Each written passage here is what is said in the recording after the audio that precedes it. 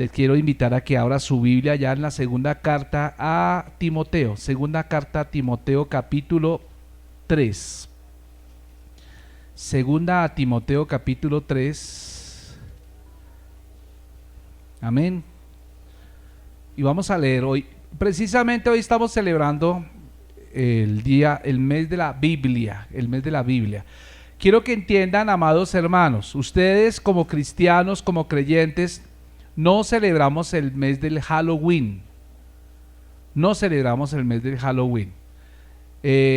Curiosamente, hay una coincidencia en fechas. Por ejemplo, para el año satánico, el año satánico comienza el 1 de noviembre de cada año. Y el último día del año satánico es el 31 de octubre. ¿Me entiendes lo que estoy hablando?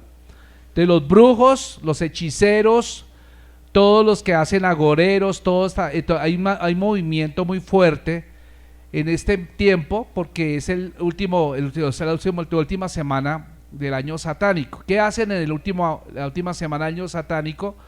Pues ofrendan a Satanás, hacen ofrendas a Satanás de muchas maneras. Una de esas ofrendas son los niños como sacrificio. Entonces por eso nosotros le decimos a la gente, enséñele a sus hijos a no salir el 31 de octubre a pedir dulces. Todo lo que conlleva esa fiesta, es una fiesta pagana, conlleva a la dedicación de nuestros hijos a Satanás. He sabido, mis amados hermanos, de muchos niños que han sido oprimidos por Satanás, que han sido oprimidos con epilepsias, con enfermedades mentales, y los papitos se acercan a nosotros y nos preguntan, pastor, ¿pero qué será? Y cuando uno revisa, uno se da cuenta que ellos inocentemente salieron a pedir dulces el 31 de octubre. Muchos me dirán, pastor, pero eso no tiene nada de malo. Sí tiene algo de malo porque tiene un contenido altamente espiritual. Así como usted puede dedicar hoy, trayendo a sus hijos acá a la iglesia, los dedica a Dios, usted también los puede dedicar a Satanás, sacándolos a esas fiestas paganas. Entonces ha habido mucho, y ha habido, por ejemplo, nosotros hemos estado estuvimos en 2 oportunidades visitando jóvenes que no podían dormir porque resulta que a medianoche se les aparecía un demonio a la cabecera de la cama, y el demonio tenía forma de bebé. Y resulta, mis amados hermanos, que cuando miramos, el muchacho inocentemente había practicado esas cosas. O sea, no es un juego, mi amado hermano. Las cosas espirituales no son un juego, son altamente peligrosas. Entonces, usted lo dirá, no lo veo, mis sentidos no lo perciben, pero sí, con el tiempo se va a dar cuenta que sí es verdad. Entonces, tengamos mucho cuidado con estas celebraciones del Halloween. Y si usted conoce personas, dígale, desaliéntelas a que salgan a pedir dulces, desaliéntelas. Por eso tuvimos ayer esta celebración del Día de la Biblia. Ahora, ¿qué sí celebramos? Celebramos el Día de la Biblia. ¿Por qué razón se celebra el Día de la Biblia? Porque en un día como un 31 de octubre de 1517, 31 de octubre de 1517, un monje agustino llamado Martín Lutero, él expuso 95 tesis acerca de que la salvación no es por obras, sino por medio de la fe en Cristo Jesús. Y él las exhibió públicamente en la pórtico principal de la abadía de Gutenberg en Alemania. En Gutenberg, esa abadía era como decir un periódico. Todo el mundo que quería enterarse de noticias iba a la abadía y leía ya lo que había. Pues él las expuso, eso fue público. Martín Lutero, él empezó a enseñar la doctrina bíblica en el seminario de los curas y obviamente esto llegó a oídos del papado de aquel tiempo, de tal manera que esto causó un malestar y entonces lo llamaron a cuentas, ¿sí? Lo llamaron a cuentas y entonces lo expusieron públicamente y entonces él, en lugar de amilanarse, dijo, si ustedes me pueden demostrar con la Biblia abierta de que lo que yo estoy enseñando es errado, yo me someto a ustedes, pero si no, entonces no me retractaré. Y así fue. Pues mis amados hermanos, ninguno de los curas de aquel tiempo pudo demostrar lo contrario, y la idea de Martín Lutero era no que la iglesia se separara, ¿sí?, sino reformar las enseñanzas que la iglesia tradicional tenía hasta esa fecha. ¿Sí entiende? Entonces se hacía mucho énfasis en las indulgencias, se hacía mucho énfasis en la transustanciación, que es creer que el pan y el vino contienen el cuerpo de Cristo. No, es un símbolo. Y entonces le empezó a enseñar todo esto que nosotros aprendemos hoy en día, y trajo un malestar tremendo, de tal manera que lo expulsaron y lo excomulgaron y lo persiguieron para matarlo. Entonces él terminó exiliado en Alemania, y después de que él empezó a hacer esta reforma, porque hubo otros reformadores, pues toda Europa empezó a darle la espalda al Papa de Roma y empezaron a traducir la Biblia en sus idiomas vernáculos, quiere decir el idioma que cada persona hablaba, para que la Biblia fuera asequible a las personas. Hasta antes de eso, la Biblia solo era asequible a algunas pocas personas, y se traducía al latín, que era la lengua que se hablaba en Italia, en Roma, pero obviamente no todos hablaban latín, así que cuando el cura hablaba latín, pues todos quedaban gringos, porque no se supo qué fue lo que dijo, y entonces le daban una interpretación que solamente favorecía a la iglesia tradicional.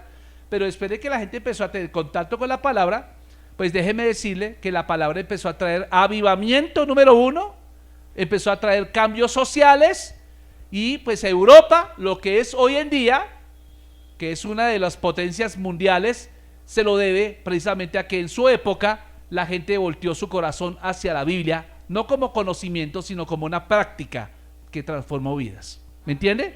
Entonces se quiso enseñar la Biblia, y por eso vemos que esas sociedades siempre, hasta en los billetes decía: en Dios confiamos, los preámbulos de las constituciones eran en Dios, y por eso toda su sociedad empezó a girar en torno a la palabra de Dios.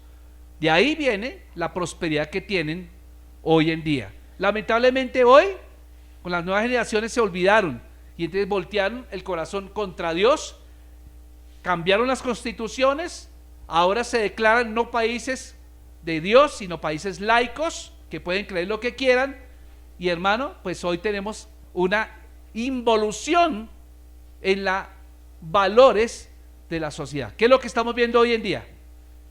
Usted va a ver que en Holanda es la capital mundial de la homosexualidad, y hasta carnavales de homosexualidades hay allá. Se ha querido que Bogotá sea la capital latinoamericana de la homosexualidad. Se ha pretendido muchas cosas. ¿Todo por qué? Porque la Biblia dejó de ser el centro de la vida de muchas personas. Hoy ustedes están acá, y yo los felicito porque ustedes están acá hoy diciendo: necesitamos la palabra de Dios en nuestras vidas. Amén. Lea conmigo por favor 2 Timoteo 3, versículos 15 al 16, desde el 14, lea conmigo. Pero persiste tú en lo que has aprendido y te persuadiste, sabiendo de quién has aprendido, y que desde la niñez has sabido las sagradas escrituras. ¿Qué fue lo que aprendió Timoteo de niño? Las sagradas escrituras, las cuales te pueden hacer sabio para la salvación por la fe que es en Cristo Jesús. Lea conmigo fuerte el versículo 16, dice: toda la escritura es inspirada por Dios y útil para enseñar, para redarguir, para corregir, para instruir en justicia, a fin de que el hombre de Dios sea perfecto, enteramente preparado para toda buena obra. Amén. Amados hermanos, cuando la Biblia dice toda la escritura es inspirada por Dios, en el idioma griego que fue escrito este pasaje, pues significa, se podía traducir: toda la escritura es por el aliento de Dios.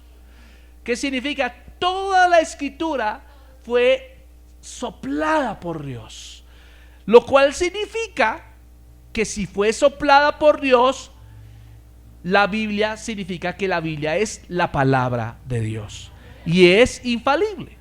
¿Aló? Es infalible. Ahora, otra cosa que tenemos que tener en cuenta cuando tenemos una Biblia en la mano es que este libro no fue idea de ningún ser humano, es la idea de Dios. ¿Cómo así, pastor? Significa que, mi amado hermano, Dios es el único Dios que ha querido darse a conocer. No hay otro Dios en el universo que se quiera dar a conocer. De hecho, los demás dioses son fabricados por la mente humana, ¿me entiende? De tal manera que han hecho ídolos y siempre la gente busca a ese Dios, pero Dios es el único que ha buscado el ser humano. La Biblia es el resultado de que Dios se quiso dar a conocer a la raza humana. ¿Cómo es posible que un Dios con un entendimiento tan grande para crear todo lo que existe, los planetas, el universo, las galaxias, el planeta, todo lo que usted ve, mi amado hermano, quiera comunicarse con nosotros? Y es imposible con una mente tan grande como la de él, como dice Isaías 55:10, que los pensamientos de Dios son más altos que nuestros pensamientos, pues él quiso darse a conocer al ser humano. Inicialmente, cuando vemos la historia, el Señor, dice la Biblia en Génesis capítulo 1, dice, y dijo Dios. ¿Qué fue lo que dice el Señor? Y dijo Dios. Ese dijo Dios es la palabra. ¿Y cuál función tenía la palabra que dijo Dios? La palabra tuvo inicialmente una función creadora, de tal manera que cuando leemos Génesis capítulo 1, vamos a encontrar que Dios creó todo lo que existe de lo que no se veía. ¿Cómo lo hizo? Con el poder de su palabra, de su aliento. ¿Aló? Después de que hubo creado el jardín del Edén y puso allí al ser humano, el Señor, su deseo era de establecer una relación con alguien que tuviera la misma esencia de él. Por eso cuando leemos Génesis 1:26, que dice, hagamos al hombre conforme a nuestra imagen y semejanza, y señoree en los peces del mar, en las aves del cielo y en las bestias de la tierra. El Señor le estaba diciendo, yo quiero tener una amistad, una relación contigo. Así que el ser humano fue hecho de la misma esencia de Dios, de la misma esencia de Dios. Entonces, por eso quiero decirle que el Señor en ese momento estableció una comunicación cara a cara con el ser humano.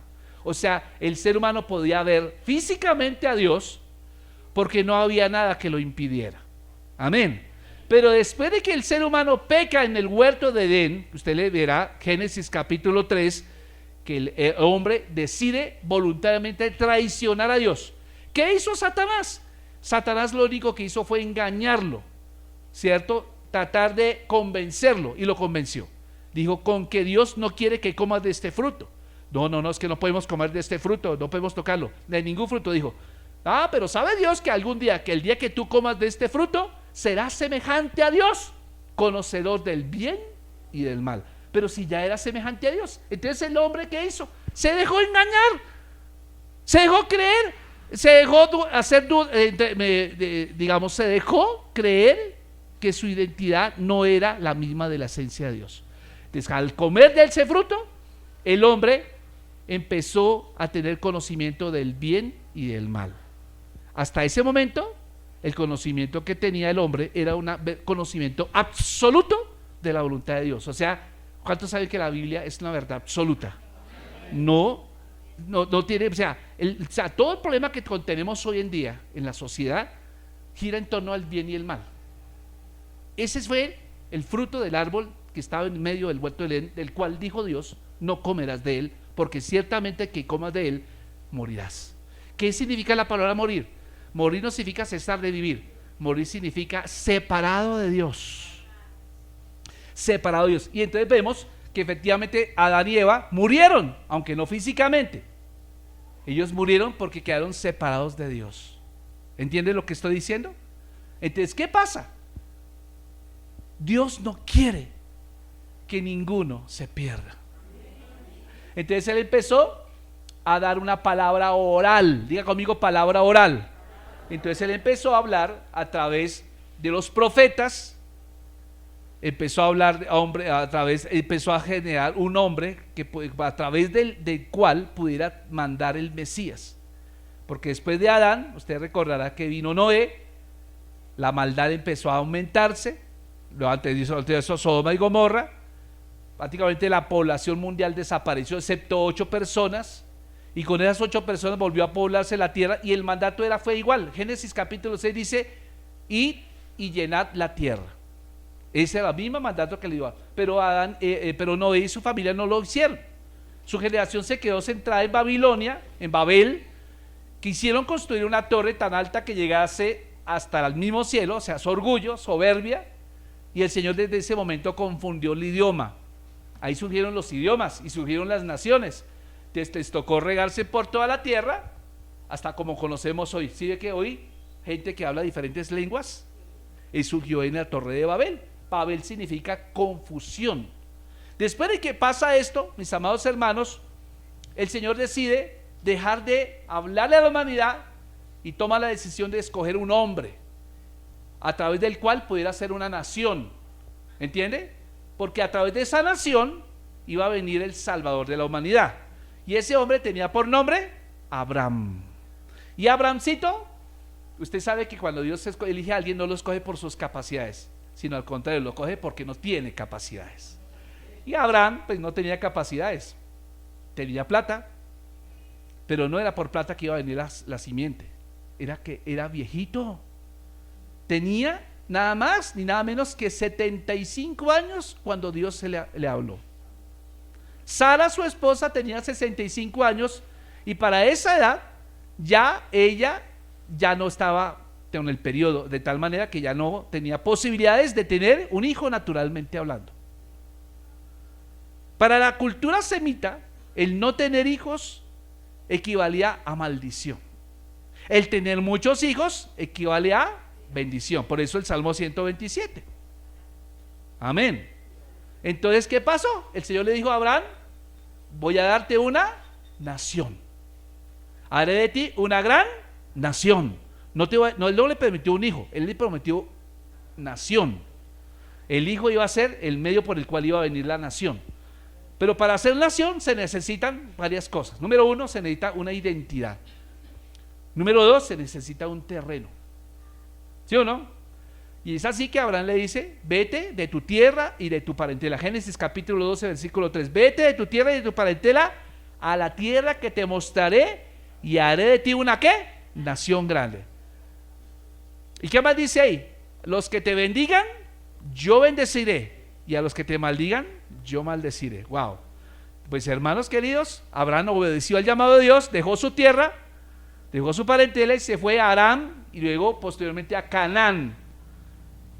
Y Canaán fue poblada, efectivamente allí tuvo a su hijo, pero antes de que tuviera a su hijo, él le quiso echar una manito a Dios, porque según las abuelas se dice que la Biblia enseña: ayúdate, que yo te ayudaré. El Señor había dado una promesa de que la simiente de Cristo vendría por Abraham. Naturalmente, Sara quedaría embarazada. Pero de aquí a allá, el Señor le prometió solo 75 años de Abraham y 65 de Sarai. Pasaron 24 años. Si no tenía periodo a los 65, ahora mucho menos a los 89. Entonces a Sara se le ocurrió la grandiosa idea: Señor, mi Señor, le dijo a Abraham, yo creo que Dios está diciéndonos que le echemos una manito. Y ella vio entre sus esclavas a una egipcia, cuyo nombre era Agar. Llégate a Agar, ten relaciones con ella, y cuando ella quede embarazada y ella ya tener a luz, alumbrar a su hijo, la tradición semita decía que la dueña de la esclava, a la hora del alumbramiento de la esclava, estaría presente cuando estuviera dando a luz, y entonces simbólicamente ese hijo pasaría a ser hijo de ella. Pero Dios dijo: no es así, porque ¿cuántos saben que nuestro Dios es el Dios de los imposibles? Y entonces, vea, sucedió que Agar quedó embarazada, y el niño nació, le pusieron por nombre Ismael, ¿cierto? Ismael. Ismael es el padre de los árabes. Es el padre de los árabes. Desde ese momento, tiempo después, pasaron como 10 años, cuando Ismael tenía 13 años, fue que nació Isaac. Y siempre hubo rivalidad entre Ismael e Isaac. Isaac luego tuvo sus hijos, un par de gemelitos. ¿Cómo se llamaban? Jacob y Esaú. Es Jacob, que cambió su nombre por Israel, vinieron las 12 tribus de Israel.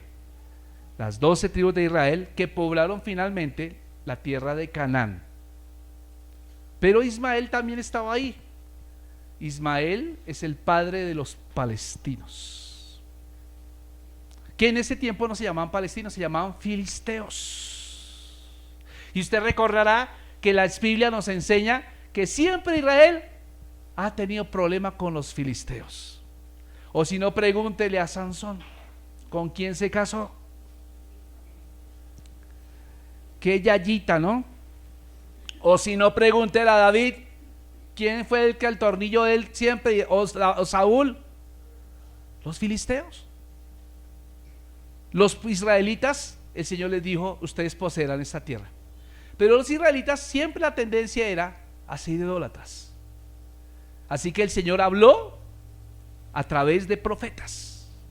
Entonces dejó de dar la palabra oral, y ahora a través de Deuteronomio y Levítico el Señor le dice a Moisés: escribe, porque lo que está escrito, está escrito. Y entonces se hace la ley, surge la ley mosaica por la cual los israelitas deben guiar sus destinos. Pero la ley mosaica era apenas una sombra. Así que empiezan a llamar profetas, los profetas empiezan a decir: así ha dicho Dios, arrepiéntanse de sus pecados y conviértanse al Dios de los cielos. ¿Qué hizo el pueblo de Israel? Se endurecía cada vez más. Y finalmente el mensaje de todos los 17 profetas que usted encuentra en la Biblia es: o me obedecen a mí o los saco de aquí. Porque el Señor les había prometido una tierra, la tierra que fluye, pero ahora la iban a perder. Y es así que se cumplió la profecía, y vamos a encontrar que en 2 tiempos, años 721, llegan los asirios y invaden la parte norte, la parte de Benjamín de Israel. Y en el año 586 llegan los babilonios e invaden lo que se llama Jerusalén y destruyen el templo, y los más inteligentes son llevados cautivos y dejan a los que representan menos peligro en la tierra prometida. El Señor sigue hablando a través de profetas: arrepiéntanse y les devuelvo la tierra, arrepiéntanse. Y eso ocurrió después de 70 años. Después de 70 años vuelven otra vez a su tierra los judíos, los israelitas, pero los israelitas siguen con el mismo problemita. Y entonces reconstruyen la ciudad, pero se olvidan de reconstruir el templo. Y así, hasta que llega un momento en la historia con que Dios ya no habla más. Hasta Malaquías habló Dios. Entre Malaquías y Mateo, abra su Biblia ahí, por favor, habla Malaquías. Y me hace favor y me cuenta cuántas hojas hay entre Malaquías y Mateo, por favor. ¿Ya lo encontró? ¿Quién lo encontró? Listo. Ahora busca Mateo. ¿Cuántas hojas hay entre uno y otro? 2 hojas aquí. Allá. Una hojita. Esa hojita, escríbale ahí si quiere, hay 400 años. 400 años. En esos 400 años Dios no habló nada. Dios no volvió a hablar. Porque lo primero que el Señor hizo fue la palabra creadora, ¿sí recuerdan? Lo segundo que hizo fue la palabra oral, porque se transmitía de generación a generación las maravillas de Dios, pero el pueblo se olvidó. Entonces, tercero, el Señor recurrió a la palabra profética, porque el profeta tenía que confrontar. Pero como no hizo caso a ninguna de las 3, entonces el Señor, ¿qué hizo? Cayó. 400 años después, cuando usted abre Mateo, cuando usted abre Lucas, usted se encuentra que la palabra se hizo carne y habitó entre nosotros. Juan capítulo 1, ¿qué dice?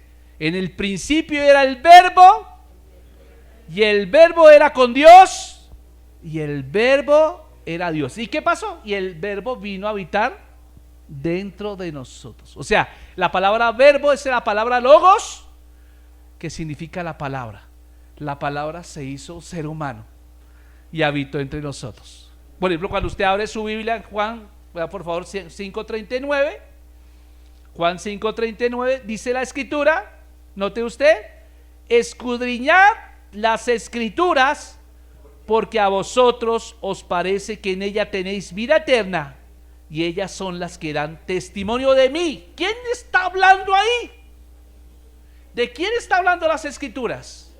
¿Quién dijo esta palabra? La dijo Jesucristo mismo. Es decir, que desde Génesis hasta Apocalipsis, que es el último libro de la Biblia, el tema central es Jesús. Pastor, eso no es cierto, porque en el Antiguo Testamento no hay ni una sola referencia a Jesús. ¿Quién te dijo a ti eso? Hay de manera no directa, pero sí indirecta, todo lo que el movimiento que hay en la Biblia apunta al nacimiento y a la venida de Jesucristo.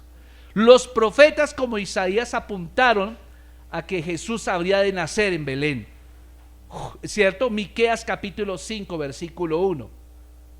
Joel decía, en los últimos posteros tiempos el Espíritu Santo será derramado, ¿cierto?, sobre toda carne.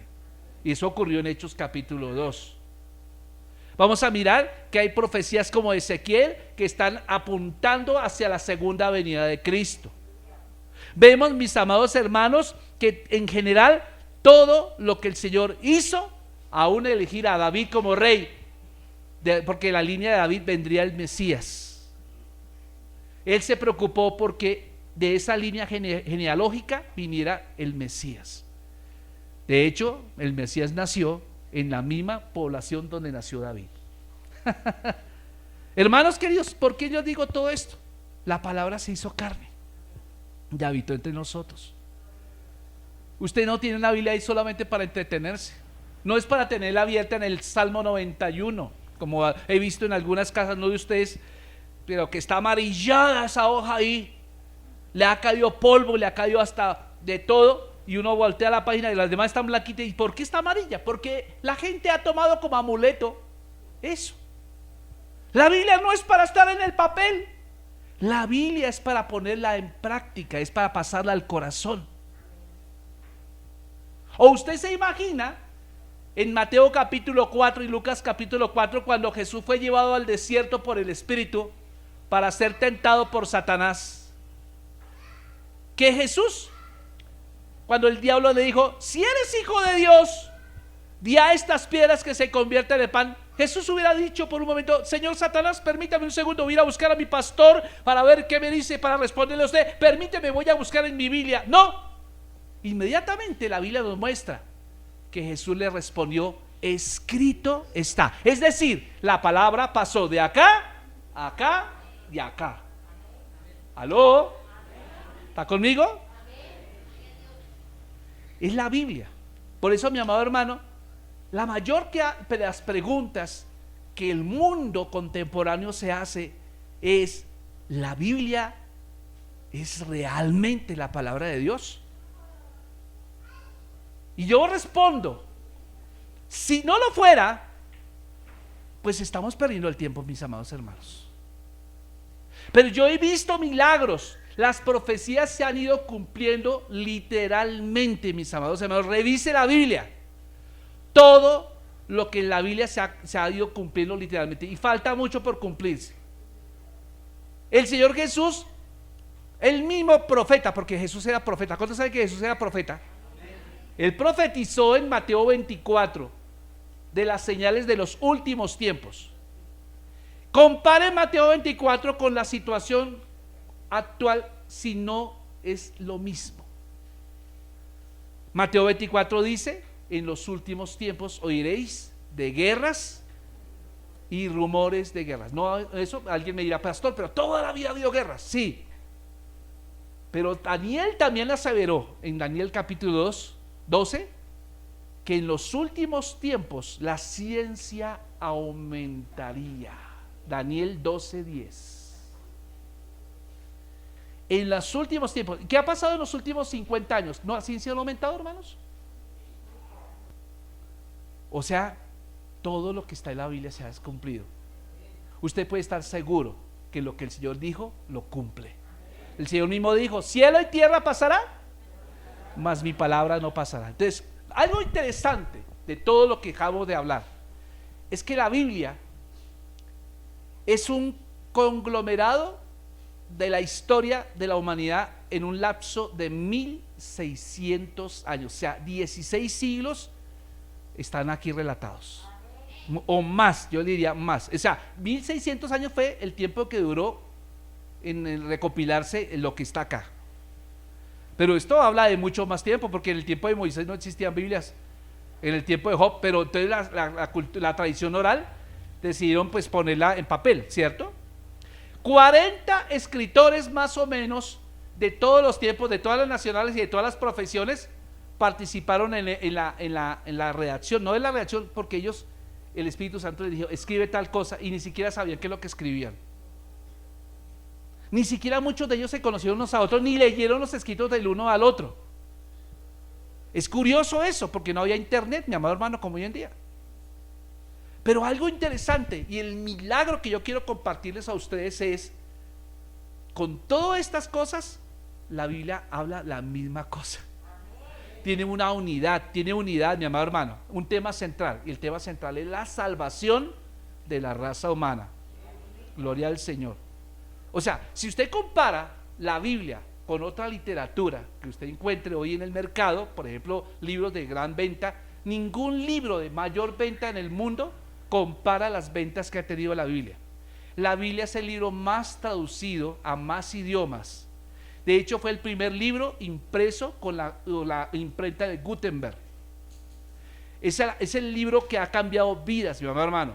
Usted me dirá, pastor, hay grandes clásicos, pero los grandes clásicos van a empequeñecer cuando se enfrentan a la Biblia. Déjeme decirle, los libros de sectas, por ejemplo, ninguno se compara con la Biblia. En la cárcel muchas personas leen la Biblia. Esto debería estar en los colegios, no en las cárceles. Si esto se pone en los colegios, las cárceles no existirían. ¿Sí me entiende? Esto debe ser lo más importante para usted en el quehacer diario. No la pase por lo alto, mi amado hermano. A veces decimos, ay, usted trajo la Biblia, ay, es que a mí se me quedó. Pero mi celular, ay, ¿dónde está mi celular? Y eso le da por todo, le pica por acá, le pica por allá, me picó por acá, ¿cierto? El celular. Pero la Biblia debería picarnos igual, hermanos. El celular no lo va a cambiar a usted, pero la Biblia sí. La Biblia, mi amado hermano, por eso la Biblia, puedo decirle, no tiene contradicciones de ninguna índole. Y usted puede leer la Biblia y usted puede decir, no, pero esto yo no lo entiendo. Tranquilo, no se asuste, siga leyendo y va a darse cuenta que más adelante la misma Biblia se explica a sí misma. La Biblia siempre tiene la razón, mi amado hermano. Encontramos que hay profecías cumplidas, encontramos imperios que fueron profetizados por Daniel, los cuales ya se han ido cumpliendo. Por ejemplo, usted va a encontrar un cumplimiento inmediato. Por ejemplo, Daniel, cuando le interpretó el sueño a Nabucodonosor allá en Daniel 2, de esa estatua que tenía cabeza de oro, pecho de plata, lomos de bronce, piernas de hierro y pies de hierro con barro. Cada parte de esa estatua representaba un imperio que vino después de Daniel. Y Daniel le dice, Nabucodonosor, rey, pues la cabeza de oro es tu reino, pero después de ti vendrá otro reino que será como la plata. Y sí, vino después, vinieron los persas y vencieron a los babilonios. Y después de los persas vinieron los griegos con Carlomagno, ¿cierto? Y vencieron a los persas. Pero después de los griegos vinieron los romanos, que son las piernas. Y luego tiempo después, los pies con barro, significa que la línea de los romanos, que hasta la fecha está todavía, porque la iglesia, ¿cómo se llama la iglesia principal? Lígala conmigo, iglesia católica, apostólica y ese es el hierro con barro. Pero luego dice la profecía que el sueño de Nabucodonosor vio que una piedra se desprendía de una peña y esa roca, ¡pum!, tumbó esa estatua y la volvió trizas. ¿Quién es la roca? La roca es Jesús. Es Jesús. Esa parte todavía no se ha cumplido, se va a cumplir.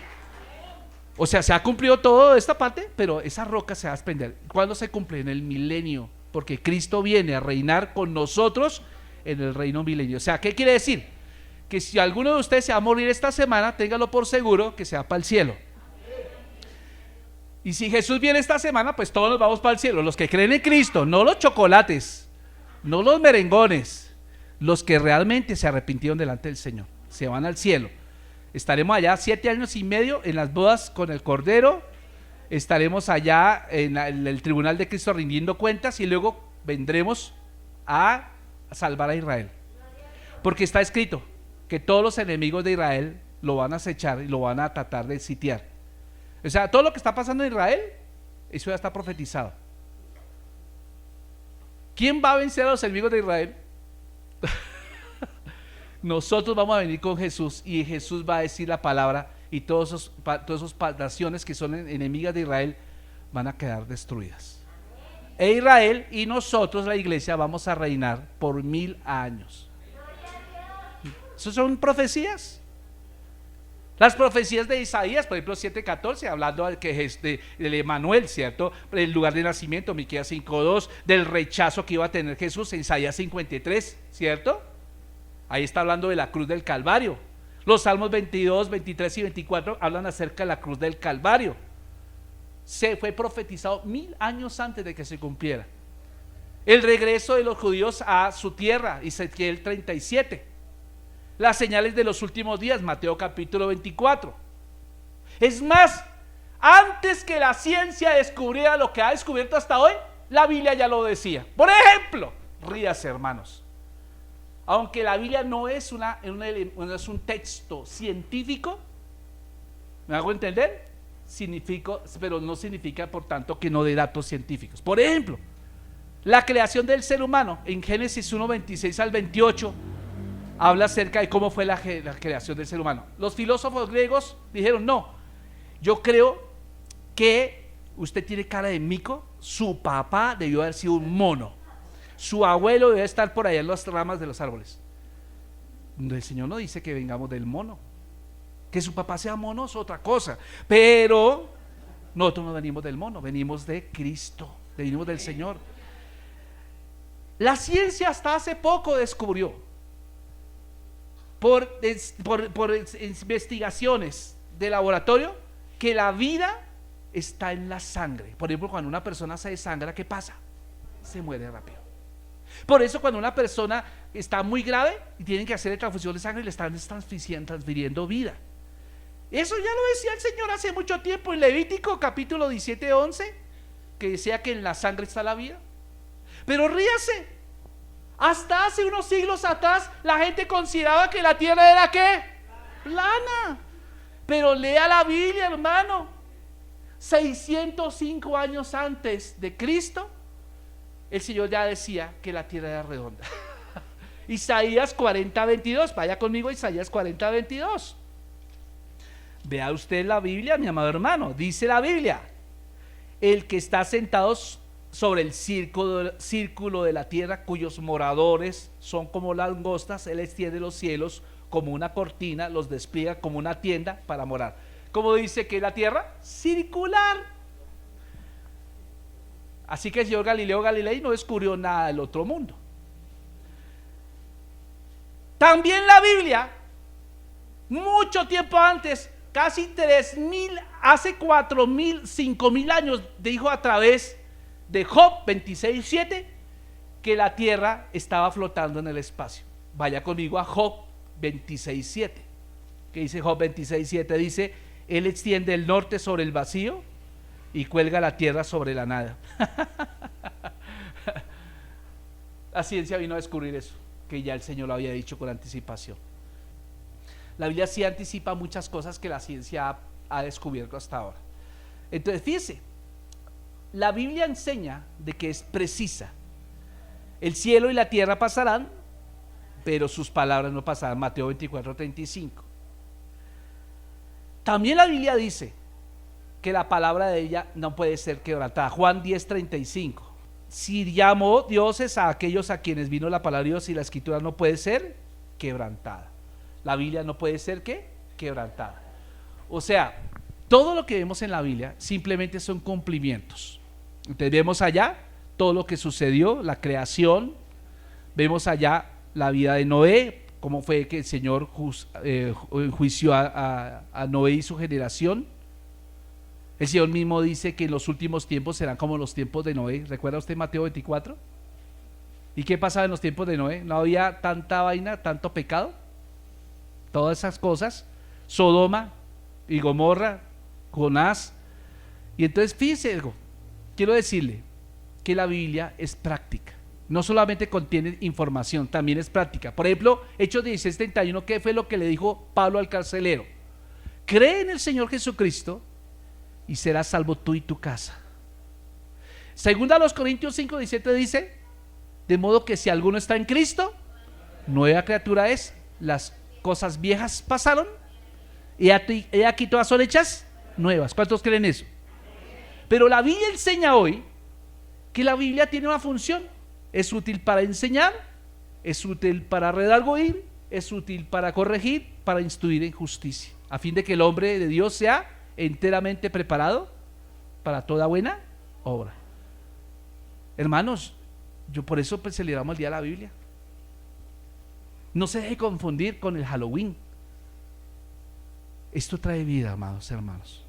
Y usted me va a recordar hoy, si usted lo único que recuerda de este culto hoy es esto, mucha gente, coja esta Biblia con su mano. Esta Biblia está llena de sangre, no solamente la sangre de Cristo. Blanca subió esta semana una cosa dura en la oración. No te avergüences por eso. Y si lo puede volver a publicar, publíquelo. Es duro. No sé cuánto vieron lo que Blanca publicó en oración. ¿Alguien lo vio? ¿Cómo le pareció? Muy fuerte. Y alguien decía, uy, no, pero ¿cómo suben esta cosa? No. Eso es lo que está pasando en los países donde este libro no puede ser publicado. ¿No le parece a usted curioso que como cristianos no tengamos derecho a hablar de las buenas noticias del Evangelio? En esos países se nos prohíbe hablar. Por ejemplo, si alguien quiere ser misionero en Arabia o en esos países árabes de la ventana 1040, usted no puede decir que usted va como misionero. ¿Sabe cómo llegan los misioneros allá? Trabajando como ingeniero de petróleos o como misión médica. Pero ellos no pueden abiertamente decir que son cristianos. ¿Por qué? Porque pasa lo que pasó ahí. Si alguien lo vio, levanten la mano los que lo vieron. ¿Cómo les pareció? Yo ese día no comí carne. Terrible. Y yo, Blanca, vuelvo a publicar. Yo voy a invitar a que lo vean otra vez en grupo de oración. Vuelva a publicar. Yo sé que eso va a ser duro, pero usted y yo no estamos viviendo ni siquiera el 1% de lo que está viviendo esa gente. Durante toda la historia de la humanidad, todo aquel que se ha dicho ser cristiano, la mayoría han muerto. ¿Y por qué no negaron a Cristo? Algunos lo negaron, pero yo y tú no sé, pero yo no lo niego. ¿Te imaginas nosotros viviendo en esos países? Aquí tú estás sentado cómodo, gracias a Dios. Te distraes cuando la pastora da un anuncio. Llegas tarde al culto, pero allá la gente llega temprano al culto, a pesar de que están corriendo peligro sus vidas. Hermano, esto tiene enemigos. No solamente la sangre de Cristo fue derramada, sino la cantidad de hombres y mujeres que dieron su vida para que tú tengas esta Biblia en la mano. Dale la importancia de vida a la Biblia. Dale importancia de vida. ¿Por qué crees que tus hijos están en rebeldía? Porque la Biblia no es lo más importante en nuestra casa. Estudia la Biblia, no la leas, estúdiala. Tómate el tiempo para leerla, tómate el tiempo para orar, tómate el tiempo para callarte, para que Dios te hable. Y háblale a tus hijos. La Biblia es práctica. Amén. La Biblia es práctica.